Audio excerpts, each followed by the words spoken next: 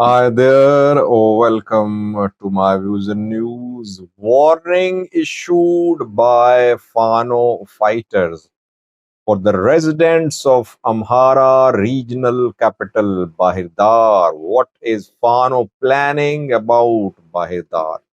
Secondly, uh, Oromia RC zone were in another attack. Orthodox Church followers and Orthodox priests have been killed. This is not the first incident in which Orthodox Church believers and officials have been targeted. Thirdly, viewers, Puntland, is it a country or a federal member state of Somalia? What we know is that it's a federal member state of Somalia. I always say that Mogadishu has very weak rate. Federal government is weak. Regional governments are strong. Regional governments operate as if they are governments, as if they are federal governments. A decision, an announcement made by Puntland, which shows how weak Mogadishu government is. Let's start, viewers. The Fano groups have issued a warning for the residents of Bahir Dar, Amhara regional capital. Bahir Dar is Fano's stated destination. Bahir Dar and Addis Ababa are Fano's stated goals. They want to take over Bahir Dar, they want to take over Addis Ababa. Their commanders say that. They've been trying to push towards Bahir Dar, Gondar Fano, South Gondar Fano, Gujjam Fano, operating in collaboration to reach Bahir Dar. They managed to reach close to Bahir Dar when Wubante Abate was alive. But Wubante Abate's death, I think, struck a blow to Fano's advance into Bahir Dar. But this week we saw heavy fighting in Gujjam after government launched a new operation in Gujjam against Fano, and Fano announced complete ban on vehicle movement, people's movement in Gujjam. Long queues of vehicles can be seen on the roads of Gujjam because of the ban imposed by Fano groups. Fano groups say that they want to cut off supplies for Ethiopian military. That is why they've announced this complete ban on movement of vehicles. Fano groups are trying to push towards Bahir Dar. That is why they released a statement today. Fano groups say that people should be fully prepared. A big offensive is coming. It will be launched today. That is why people should stay indoors and they should keep themselves safe. They should have all the supplies at home, commodities, etc. They should not expose themselves to any danger by traveling unnecessarily. By the way, it's a little strange that Fano groups announce in advance what they want to do. I mean, this is not how armed groups, militaries operate. They never disclose their plans. If you are warning the residents of Bahir Dar, it means you want to carry out an operation. It means you are putting security forces on alert. You're telling them that they should be prepared. Fano are coming. Either Fano groups just want to create panic. That is why they issue such statements in advance, or they have already planned something, and when they make such announcement, already operation is underway. Either the operation by Fano is already underway in Bahir Dar, or it's a tactic to frighten government officials and to create panic, or maybe Fano groups have confidence. They know that they believe that announcement in advance won't hurt their chances of completing the implementation of the plan. Let's see what happens. But I think Fano groups are now pushing towards Bahir Dar. In South Gondar, we have seen fighting recently. in Debritobo to in Barata, in Hamusat.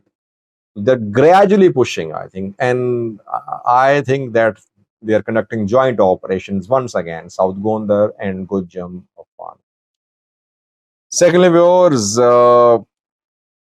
more Orthodox church followers have been killed in an attack in the Oromia region of Ethiopia, the region which is least safe for Orthodox followers, perhaps, is Oromia, where we've seen several attacks in the last 2 years targeting Orthodox church followers and priests. RC zone is the center of such attacks. According to zonal government officials, in an attack, 6 people lost their lives in RC zone, Asseco district.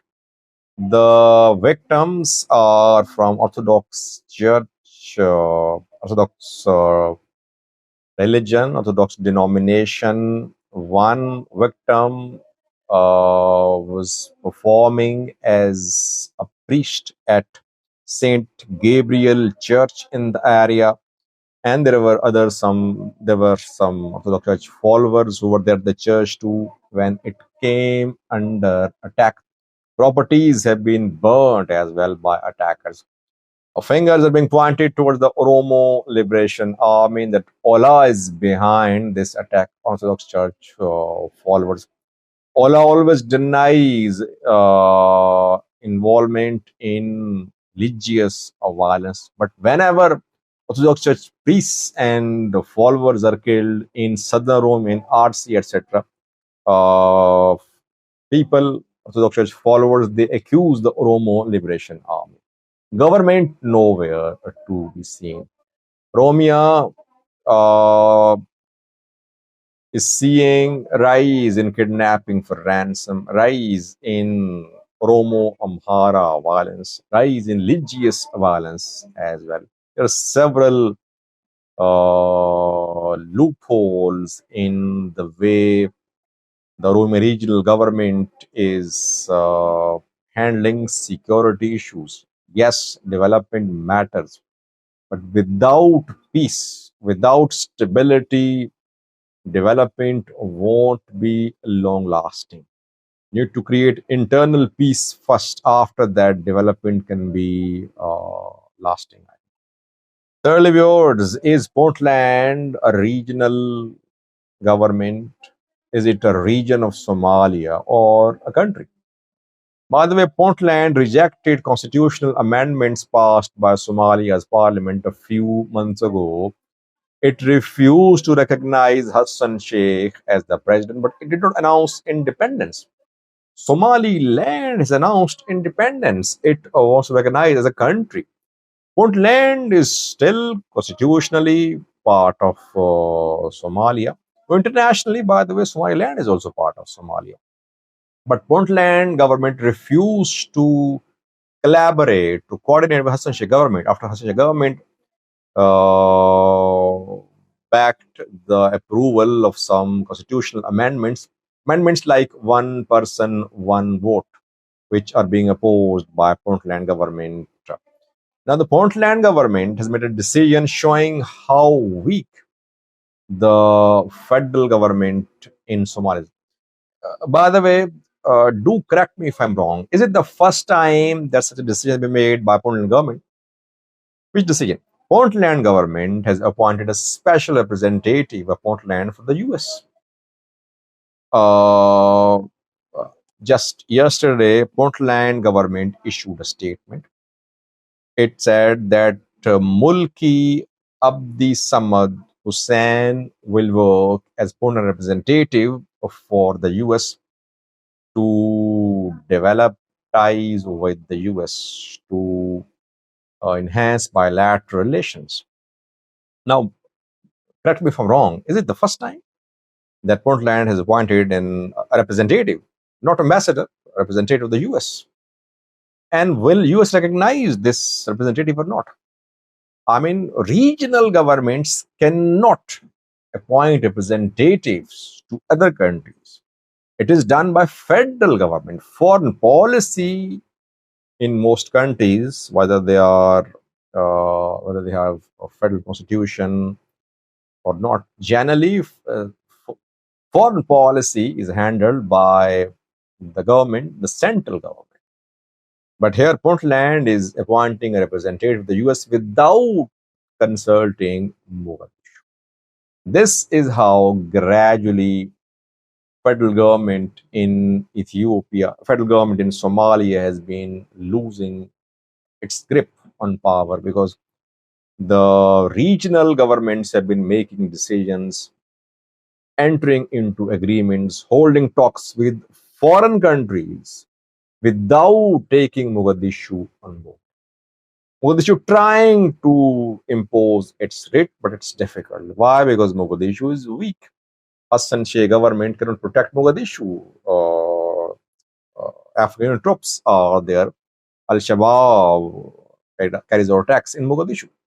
The Mogadishu government will have to be strong. Mogadishu will have to establish strong forces. After that, it can establish its writ in the entire